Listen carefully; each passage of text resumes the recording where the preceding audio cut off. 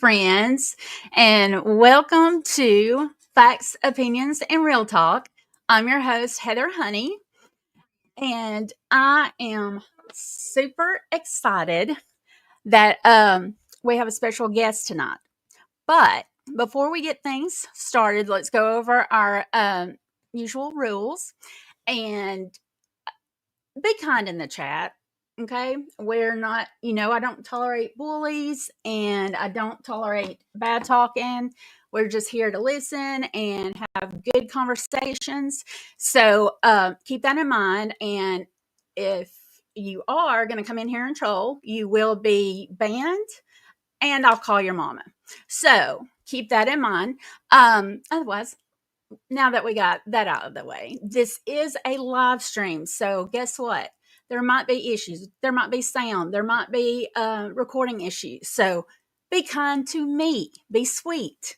I'm a one-woman show, so there's so much I can do. But anyway, so now let's get to it.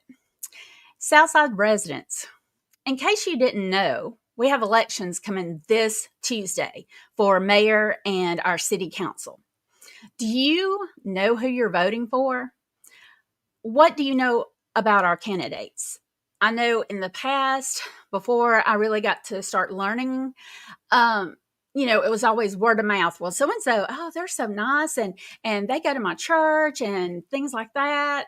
And that's not how you should make your decisions based on what your friends, cousins, hairdressers, husband's ex-wife said. You need to use your own brain and make your own decisions. That's what the part of voting is it's your decision who you choose to vote for. And if you want changes or if you like how things are going, your vote does matter in these local elections. So let me get off my soapbox and let's get started with this interview. This evening, we have a special guest. She has over 25 years of legal experience and a degree in accounting, including 15 years in municipal government. She served over a decade in a city's legal department and was elected mayor in 2020. Her leadership has enhanced public safety, strengthened finances, and focused on infrastructure and economic development here in Southside.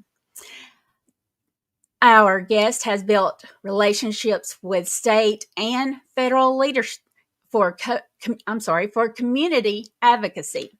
Outside of her role, like she's not busy enough, she is a wife, mother, and a grandmother with Southside as being her family's home. So let's get to it and let's welcome our guest, Southside, Alabama's Mayor Dana Snyder. Hey. Hey, good afternoon. Hey. All right, I'm going to check with the chat right quick and just make sure. Okay, good. Sound is good and make sure everybody can be heard. So, all right. So thank you so much. I know your time is precious, and I just really appreciate you taking this time to meet with me and the viewers that, we always can't come to the council meetings or, we can't make it out to, the campaign events. So I really appreciate your time. There's a lot of people who can't make it to those events. Yes. So, and the internet and this kind of interview is like our future. So, so really, I appreciate you taking the time to meet with me and the viewers. All right, so let's get started because I know you're busy. Reflecting on your tenure in office, what achievements for the community of Southside are you most proud of? I am most proud of the fire station that we built in 2020. We started on that as soon as we came in the door, this administration, and our Chief Buckner is top notch. Does a great job at leading that department. He went through the whole drafting and construction phase of that fire station, and I'm most proud of that because we were behind in that fire station with 24/7 coverage. As Promote economic development. People are not going to come to your city if they know that they don't have 24/7 care and security as in police and fire. Right. So I would say that was something that, we thought would take 4 or 5 years, and we did it within two. So it was Oh, really yeah. good. Well, I can attest to that. I appreciate the fire department because I actually, not this past November before, I fell out my backyard and broke my ankle, and they Mm, came and took care, and they were here so fast. yes. They were great, fantastic gentlemen. So shout out to the C shift that helped me that day, or that, yeah.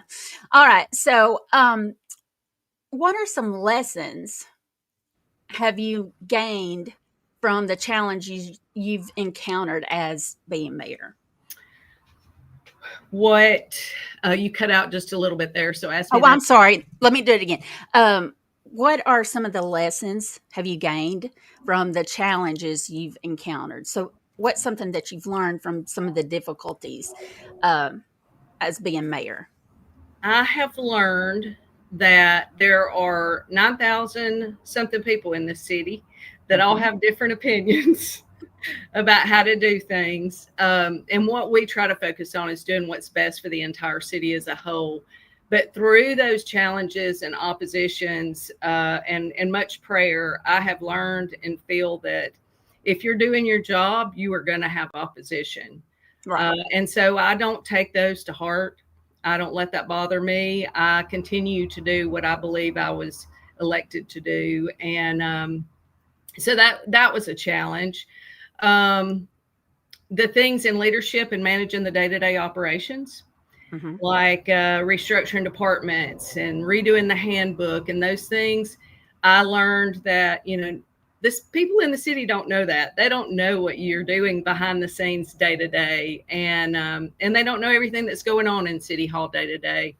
And those are hard things. You don't get claps and pats on the backs and praises for doing those kind of things. But I believe through all of that when you do that hard work and you set things up, you really create a good environment for employees, and employees for the city, then they're going to provide the services they need to the city. Yes, I agree with that for sure. Um, and and yeah, people don't get enough, gratitude for their jobs.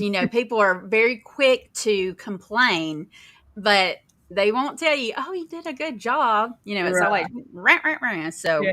but no, and that's good that you're able to let things roll off your back like that because I would be a person to probably take it personally, and I can imagine. So, like when you come into the office Mhm. and I mean, what's like just give me a generic, like what your day, I mean, like what time do you get work It's or what, I mean, I know it's probably crazy. it's crazy, and it's changed over the 5 years. It really has changed. To begin Mhm. with, I was going in at 5:36 in the morning and not leaving until 8, 9, 10 o'clock at night. I mean, there Mhm. were a lot of things that needed to be done, and bring us up to date. And that goes from um, drafting, different ordinances that brings things up to date. And we had great employees, and we have great employees that do that. But we were shorthanded in City Hall. Mhm. There's a lot of things that I could see they got kind of pushed to the side was because there's just not enough time in the day to do it. But I was bound and determined to get things done and to do things right. And so, I just jumped in the trenches with them, and we did. And those were some long days, and that was for about 2.5 years. Wow. Because when I decide to do something, I want to be the best at it, and I want to do the best I do. And I don't regret that one bit because we've got a great city hall. Yeah. Yeah. Good. I just can't imagine, how do you like know how to turn it off? You know what I mean? Like when your day is done and then it's time to go home, like how do you turn it off? Because I used to be a teacher, Uh-huh. and I know about the 5 o'clock in the morning till the 8 o'clock at night, and I had difficulty cutting it off. Like when to stop? When is the job over and when does home life start? Right, right. And in the beginning, it was hard to cut it off. I mean, you wake up in the middle of the night and you're like, oh, that's what we need to do next. And so it was hard to cut it off. Yeah. It really was for at least 2.5 years. And probably right after that, I started realizing, hey, I've got to start taking some time and just doing regular things. It's I'm passionate, and I think people who can't shut it off, they're very passionate about what they're doing, and I'm very passionate about it. And it couldn't get here quick enough to do some of the things that we've been able to do, and it was hard to shut it off. But I want to say by year 3, I had learned to start separating home from work.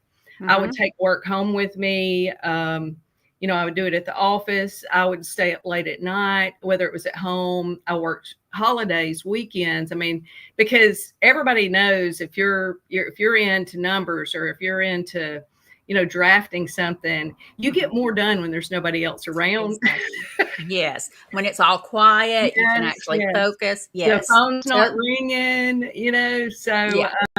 But yeah, I have a good balance now, and I'm really, really satisfied with that. Good. All right. Let's see. So far, no questions in the chat, and we're okay with that because we're lucky to have about 30 minutes with Mayor Snyder. So let's see here. I wanted to add one thing at the bottom. Let's get this going so we don't forget. Just a reminder, elections are Tuesday. So get out and vote. And I don't want to hear it doesn't matter, because it does. Okay. So I'm like, that is my soapbox. I am just like, and I'm not usually, like I said, I'm not that kind of person. But as I've gotten older, I hate that I've waited so long to really appreciate this process. So, and learning about it. And that's what part of my platform is I want others to learn what I've learned. It's such, and not wait till you're 50 years old like me to discover it. Okay, so as Southside continues to expand rapidly with the additions of more subdivisions and businesses, which I think is fantastic, how do you determine the right moment to halt land development in order to preserve its charm, Southside's, charming country allure? Because I've lived here 23 years, and that was one of the things I loved. It's like you're in the country, but we can drive a little bit and then feel close to everything. Yes.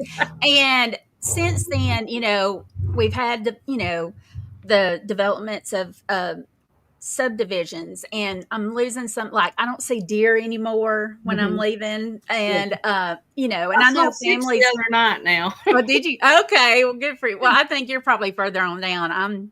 I'm closer to the bridge, so and so so some of that I kind of miss, and because with houses are being built, but like, how do you find that balance of, okay, this is enough, but still keep what the current residents love about our town? Right. So, and I told this to somebody yesterday. When I was little in the 1970s, there was about 800 and something people in the city. Wow. I mean, it was like where we lived, within 2 miles from the Calhoun County line.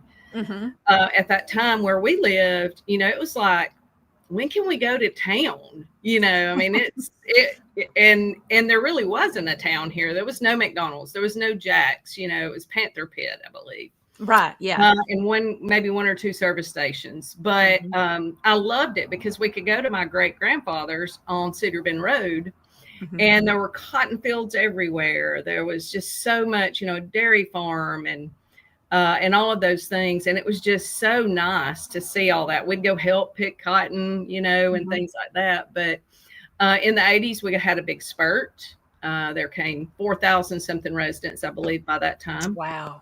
And now we're at 9,633 and some change, maybe.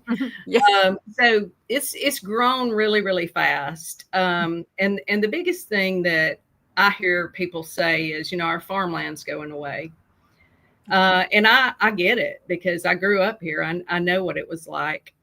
And what my answer to that is if we have the water, if we have the infrastructure, we can't necessarily stop building.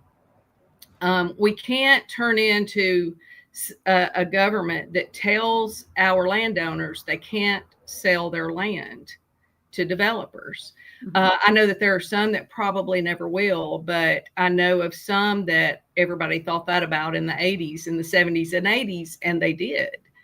And some have been sold off, currently. But as far as stopping building and finding that balance, that's why we did a master plan, because we wanted to be able to preserve that. And I know that there are some issues with our master plan that some don't like. It's basically a comprehensive, not a comprehensive. It's an idea, I guess, and it's things to work toward if they were able to happen. And I will address that with, we don't plan on taking anybody's land. We're not forcing somebody to sell land. We don't want the farmland to go away. Right. That's up to those people who own that land. Okay. And we're doing the best that we can do with, with what we have and the developments that are coming. As far as industry, I don't see that here. We already have some light industry here, and that's fine. But we need convenience, so as far as growing the city and the convenience of a grocery store, of some smaller retail shops, those kind of things. Yeah, I have seen, in the past couple or 3 years, new businesses coming in, and it's been so nice that I had to go to. I know it doesn't seem like a long way, but sometimes like going to Rainbow City seems like it takes forever somewhere. That's so one lane bridge. Yeah, and we need to talk about that too. Or I want you to share some things about that. Okay. But yeah, that and or go to Birmingham. People were going to Birmingham for stuff, and now we are growing and getting some of the things that you can get there, and keeping our money here in town. Right. So, and that's so important. So, yeah, I'm not against totally growing. I just, I still want to just make sure I say, but I understand you can't make people, but yeah. And for example, somebody asked me, said, why did y'all recruit another Mexican restaurant? And I said, what? We didn't recruit a Mexican restaurant. They own the property. That's what they wanted to do with it. Yeah. So we can't control that either, other than, unless it's something illegal, an illegal business or something that that we could say, no, we're not going to allow that. But we have ordinances in place, and we updated our building code for developers and builders for subdivisions. That's been updated. It was years behind. We updated that this term. And I think that helps a lot. Some of that helps with it. Okay. I like that. And before I forget, I'm going to, in the show notes, viewers, I'll put a link to, I think isn't there a public link to the master plan, I believe? There is, and that is on our website, www.cityofsouthside.com. You can find that link there. It will be there until October. Okay. We were able, in that master plan, which we paid for with some of the American Rescue Plan funds. I think it ended up being somewhere around $55,000 for that. Other cities around us spent $200,000 and $300,000. Wow! So that was a really, really good price that we got for that. But that link is only good till October. Now we do have it downloaded, so even when that link disappears, we do have a copy of it at City Hall. Oh, okay, cool. Well, I'll still add the link, and I'll make a note that it's good till October. Okay, so share just a little bit, and we need to hurry. I'm keeping an eye on the clock. Just kind of, shortly share a little bit about the one-lane bridge. Okay, the one-lane bridge. I'll try to make this as quick as possible. Sure. It's kind of a long story, but administrations, of course, have always wanted another bridge, and that two-lane bridge. And back in the 80s, it was supposed to happen, and it never did. So they had a plan for a twin, just like the big one that's there now. In 2019, 2020, I had 2 residents who wanted to do a petition to just show our legislators and ALDOT, that this is what a lot of people are wanting, is a 2-lane bridge. So that petition came in handy in 2021, and so much use right now with it, with what's going on. But to begin with, it did spark a lot of conversation with our federal partners, state partners, local. We every city in Etowah County that supported this for these past 4 or 5 years in order for that to come to fruition. So as of now, meeting I had, that will construction should happen sometime in 2026. It will be a 2-lane bridge with 12-foot lanes and 6-foot shoulders. Wow. And look different. It is going to it's going to be a little bit more elevated on the south side, on our side. It will be the same approach on the other side by Horton Bend, but it'll be taller in the center so that bigger boats can go through there. Because you can't take a boat under certain sections of that bridge that's there right now. So they haven't put out a press release on it yet. And I'm sorry. They haven't put out a press release yet, but we're expecting them to soon. Okay, awesome. Okay, that's good to know, because a lot of that I still wasn't familiar with. And sometimes just information can be overwhelming if you are not one that talks about it every day. So thank you for kind of shortening that for me and viewers. All right, so let's see here. As you pursue re-election, what particular challenges have you faced or noticed during your current term that you feel are distinctive to being a female leader in local government? Let's see. Let me think about that just for a minute. Sure. And go ahead. No, I was going to say, just word it however. I mean, we're not doing names, or we're not doing. You can just give general examples. I think that sometimes women are underestimated. Questioned more, judged differently. If a woman says something and a man says it, it's kind of looked at 2 different ways. I don't know how much nicer to put that, but no, and that's great. And no, that's great. I mean, if you can keep on, or if you're finished with that, that's good. I feel like there's been some opposition because I guess over the past couple of years, because I am the only female up there in the city of Southside as far as in the government. Right. I don't know if that's being a female or if there's some other things that go along with that, but I do think that there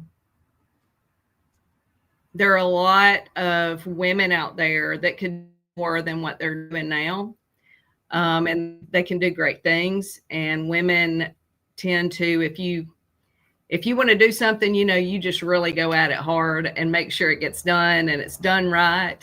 And I take a lot of pride in trying to mentor other women and our younger generation too, male or female. Yes. Just because I had that for me all of these years. I had several women in my life that kind of helped me and mentored me to get to where I am today. It wasn't just education, it was volunteering, it was having people involved with those kind of things that I was like, yeah, you can do something bigger. You can do more than just work a job, So I just, I want to keep doing that. I want to keep mentoring younger people. And I mean, you can have mentors I can have a mentor for me that's younger than me.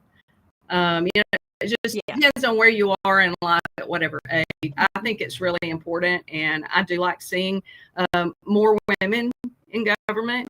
Now,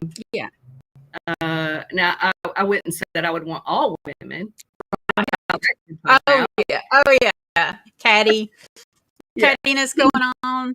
And Yeah. and so that's, I mean, I'll say back when I had two small children and I was a single mother, nobody could have told me, hey, one day you're going to be the mayor of Southside. Right. I would have been like, you got to be kidding, because I couldn't, I didn't, I certainly don't want to do it just to be popular. I want to Right. do it to make things good. Right. Right. Exactly. No, Yeah. I get that. You get to a time in your life and you're like, you want to see change, and you can be that person to see the change. And so, and like you said, it really doesn't matter, men or women. If there's something you just totally feel in your gut and in your heart, go for it. Definitely. So, and if you don't make it, keep trying, because you will eventually. yes, I agree. Well, all right. Okay. One last thing. What's your favorite kind of music? Genre of music? I would say growing up in the 80s, it was rock music. Okay, cool. But I did grow up with a father when we lived and listened to a lot of wax radio. Oh, yeah. Yeah. I remember wax. And at that time, I did not like it, but I grew to love it. So I like rock, country mostly now, the new Christian type music. Okay. And then just anything. I like piano, just piano music, saxophone, whatever. I love it all. I love it all. All right. Okay. Well, good deal. All right. So again, thank you so much. I know you're a busy lady and you've got to get going. So any final thoughts you want to share with our viewers? And we'll get this wrapped up. I would say that I would love for anybody that watches this or tell somebody about it to call me if you have any questions. I'll be glad to sit down with you and answer any question you want to ask. I've done it with many people over the past 5 years. Somebody has an issue, they call me. I mean, we're sitting there first, and they have no issue when they leave. Because you just can't really put out all the facts about everything to the public.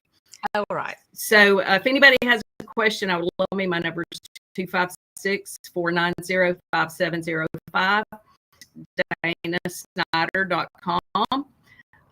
And then, of course, you can always call City Hall, and I can meet you there if I'm not there.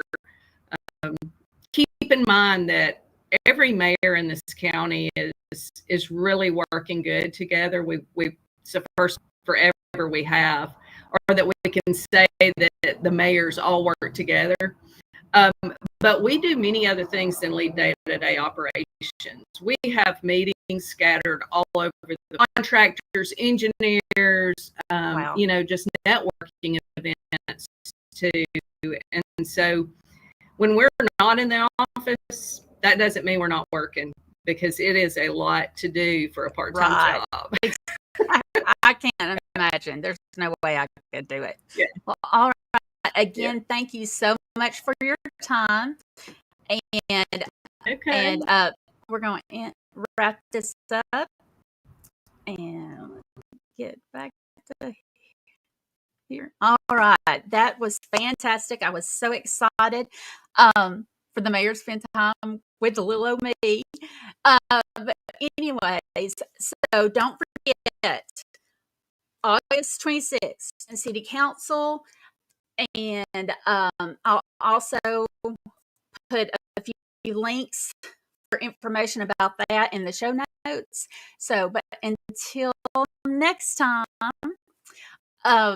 please stay safe, be aware of your surroundings, and please do the right thing.